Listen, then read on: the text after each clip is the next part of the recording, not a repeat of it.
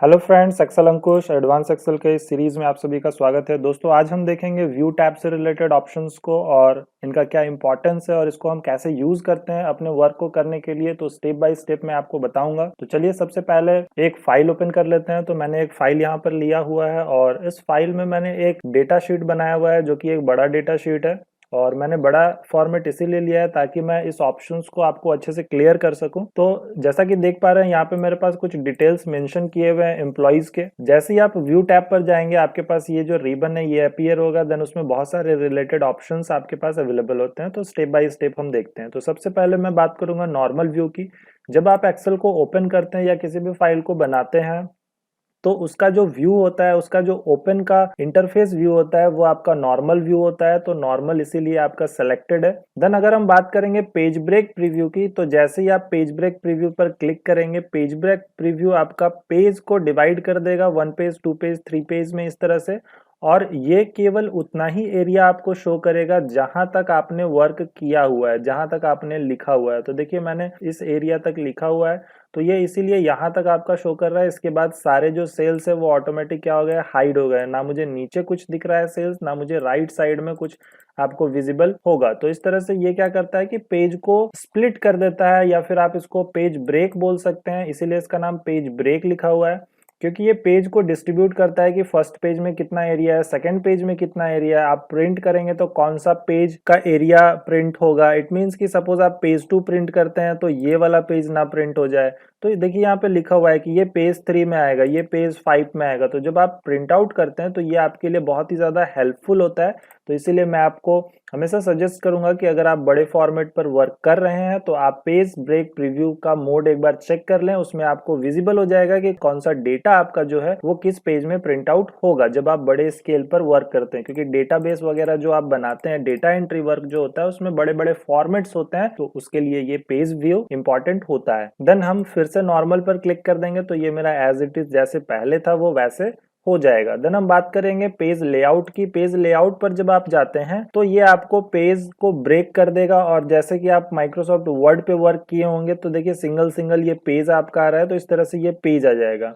इस पेज को लाने के बाद आपके पास कुछ ऑप्शन विजिबल होता है, जैसे कि यहाँ पे ऊपर में जो है ये हेडर का ऑप्शन आ गया, जिसमें आप हेडिंग वगैरह कुछ मेंशन कर सकते हैं। और जो भी हेडिंग आप मेंशन करेंगे वो सारे पेज में ऑटोमेटिक आ जाएगा। जी हाँ दोस्तों, सारे पेज में ऑटोमेटिक आ जाएगा। और ये जो हेडिंग है ये आपको प्रिंटिंग में शो करेगा जब आप डॉक्यूमेंट को प्रिंट करेंगे। तो जैसे कि मैं यहाँ पे सिंपल सा टाइप करता हूँ एक्सेल अंकुश नोट, और जैसे ही मैंने यहाँ पर मेंशन किया और बाहर कहीं पर भी आप क्लिक कर दें, इसमें लिखने के बाद कहीं पर भी क्लिक कर दें, तो देखिए ये इस पेज में भी आपका एक्टिव हो रहा है। राइट साइड में जो पेज आपके पास विजिबल है, मैं नीचे स्क्रॉल करके दिखाता हूँ आपको। देखिए यहाँ पर भी आ गया, ये इस पेज में भी आ गया। तो इस तरह से ये हर एक पेज में ऑटोमेटिक मेंशन हो गया।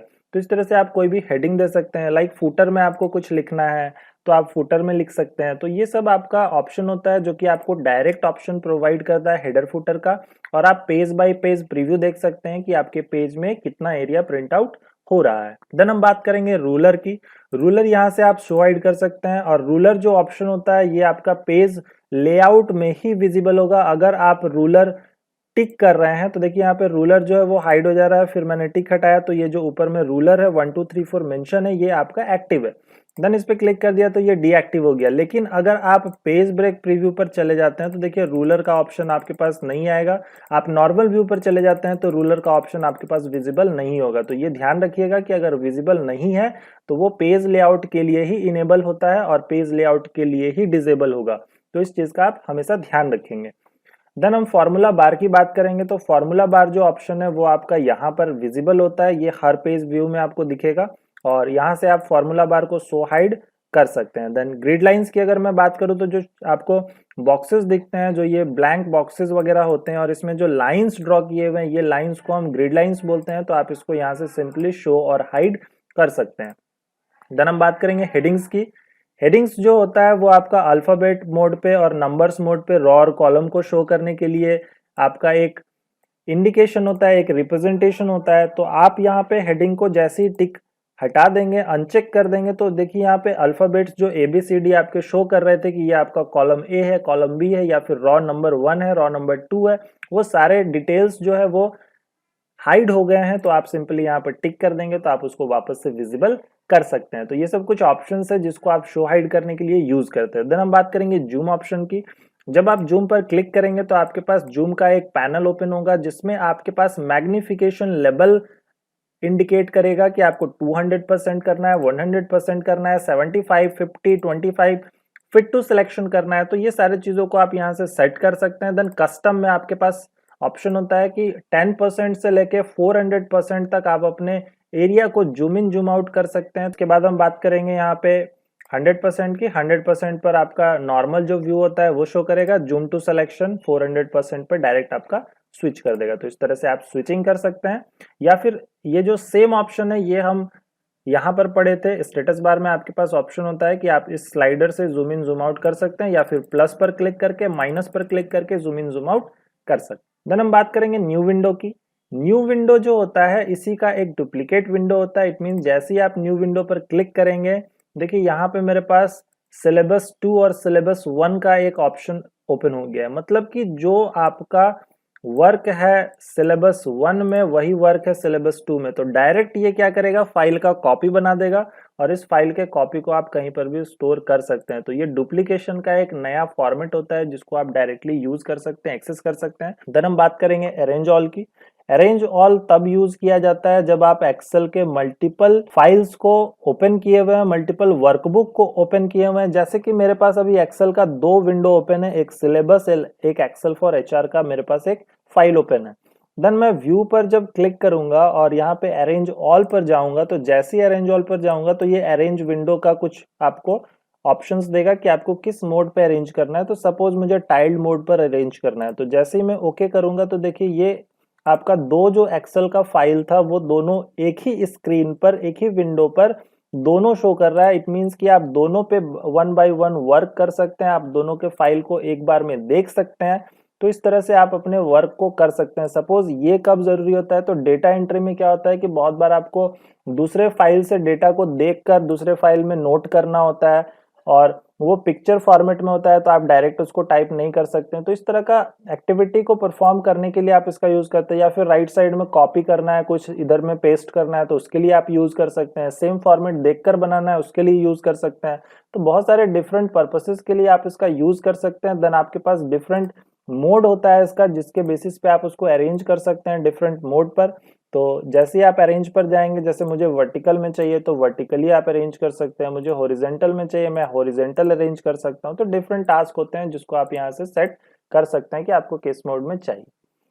देन हम बात करेंगे फ्रीज पेन की। अब फ्रीज पेन जो होता है ये क्यों इंपॉर्टेंट है और इसका क्या यूजेस है एक्सेल में, तो मैं आपको बता दूं कि फ्रीज पेन एक्सेल का बहुत ही ज्यादा इंपॉर्टेंट और मैक्सिमम यूज होने वाला एक मोस्ट इंपॉर्टेंट ऑप्शन है, जिसके बेसिस पे एक्सेल में जो भी वर्क करते हैं उसको इसका यूज करना पड़ता है। अब क्यों पड़ता है, तो चलिए मैं इसका एक बहुत ही इजी एग्जांपल आपको दे दूं। जैसे ही मैंने स्क्रॉल डाउन किया और मैं थोड़ा सा इसको आगे ले जाता हूं, अब मैंने पूछा कि ये जो डेटा है ये किसका डेटा है, तो इसका हेडिंग मेरे पास अवेलेबल नहीं है। ये जो डेटा है ये किसका डेटा है, तो इसका भी मेरे पास हेडिंग अवेलेबल नहीं है। तो ये जो डेटा है ये किसका है, तो इसका भी मेरे पास हेडिंग अवेलेबल नहीं है।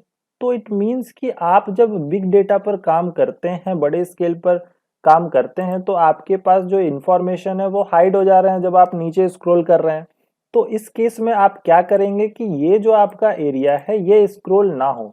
तो फ्रीज पेन सिंपली किसी चीज को स्क्रॉल आप करना चाहते हैं या स्क्रॉल नहीं करना चाहते हैं, उसके लिए ये बेसिक फंक्शन होता है कि ये स्क्रॉल को लॉक कर देगा। तो कैसे करते हैं, तो सिंपली फ्रीज पेन पर जाएंगे और सेकंड वाला जो ऑप्शन है फ्रीज टॉप रो, तो फ्रीज टॉप रो पर क्लिक कर दीजिए। जैसे ही आप फ्रीज टॉप रो पर क्लिक कर देंगे, अब आप स्क्रॉल करिए, देखिए टॉप का जो रो है वो फ्रीज हो गया और वो मूव नहीं कर रहा है। मैं नीचे जा रहा हूं लेकिन ये जो है ये 1 नंबर आपका फिक्स है। देखिए यहाँ पे लेफ्ट साइड में आप रॉ नंबर को देखेंगे ध्यान से, तो 1 नंबर आपका फिक्स है। मैं स्क्रॉल कर रहा हूं तो देखिए सारा स्क्रॉलिंग होगा, सारा मूव करेगा, लेकिन 1 number as it is present है।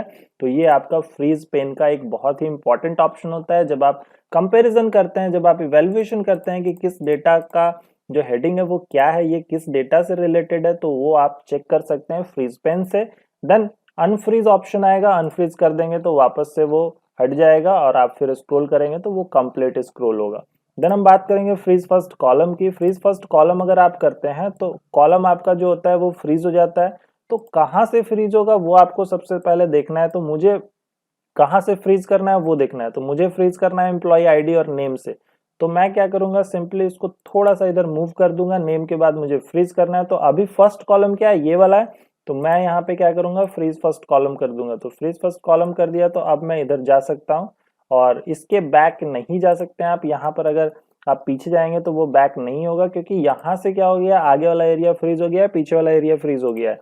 तो आप राइट में जाएंगे तो आपका नेम से फ्रीज हो जाएगा। जैसे आपको चेक करना है कि ये जो डिटेल्स है ये किसका है, तो आप यहाँ से डायरेक्टली चेक कर सकते हैं। तो ये कंपैरिजन करने के लिए, इवैल्यूएशन करने के लिए इसका बेसिकली यूज किया जाता है। फिर मैं अनफ्रीज कर दूं। अब मैं आपको एक बार में दोनों को फ्रीज करना बताता हूँ कि दोनों को वन टाइम में कैसे फ्रीज करेंगे।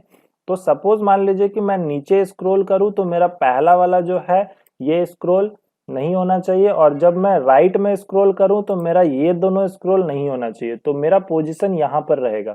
इसके ऊपर में पहला रो है और इसके लेफ्ट में ए और बी दो है।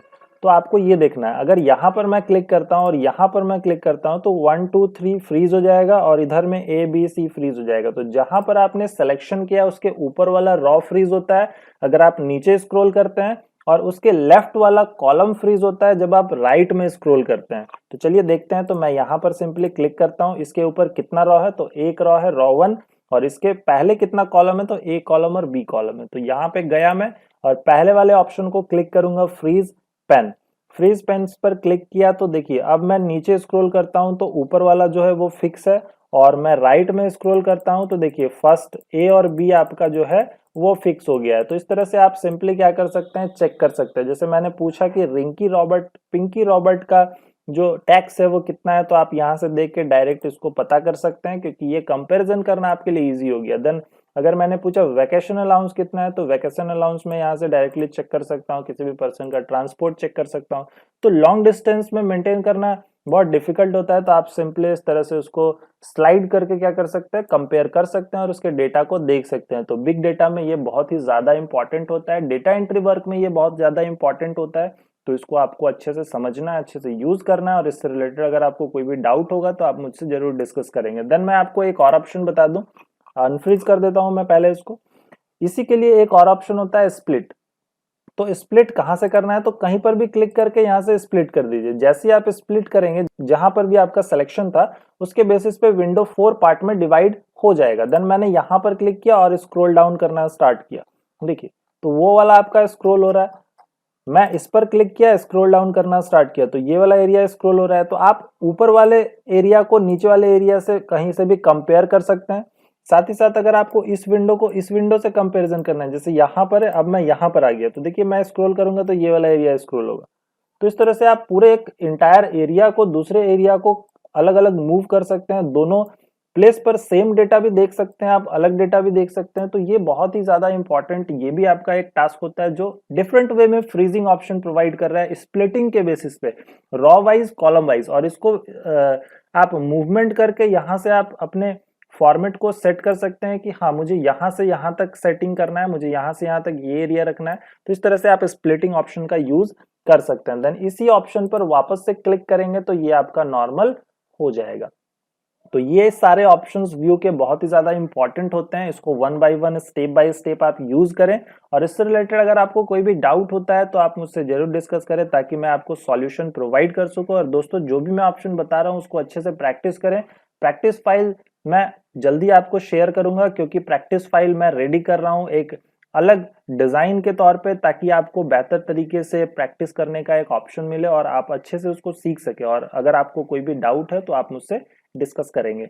लेकिन मैं आपको रिकमेंड कर रहा हूं कि आप सारे ऑप्शंस जो भी मैं बता रहा हूं, थ्योरी और जो भी प्रैक्टिकल ओरिएंटेड टास्क है, वो सारे चीजों को आप स्टेप बाय स्टेप करें। प्रैक्टिकल फाइल पर हम जल्दी वर्क करना स्टार्ट करेंगे, क्योंकि अभी वो सेशन मैंने स्टार्ट नहीं किया है जहां पे आपको उसकी रिक्वायरमेंट है। फिलहाल आप सारे ऑप्शंस को देखें, उसको प्रैक्टिस करें, उसको समझने की कोशिश करें, कुछ डेटा आप टाइप करें खुद से, उसको लिखें और अपने से फाइल को सेव करें, उसको अंडू करें, उसको रीडू करें, उसको फॉर्मेट करें। जो भी ऑप्शंस आप अप्लाई कर सकते हैं, जो भी आप पढ़ रहे हैं स्टेप बाय स्टेप, वो सारे चीजों को आप बार बार प्रैक्टिस करें, ताकि वो आपके माइंड में पूरा फिट हो जाए और आगे आने वाले जो एडवांस पार्ट है उसको आप देखें तो आपका जो कॉन्सेप्ट है वो पीछे वाले पे ना फोकस रहे, पीछे वाला क्लियर रहे, आगे वाले को लेके आगे बढ़ते रहेंगे। So thank you very much, happy learning.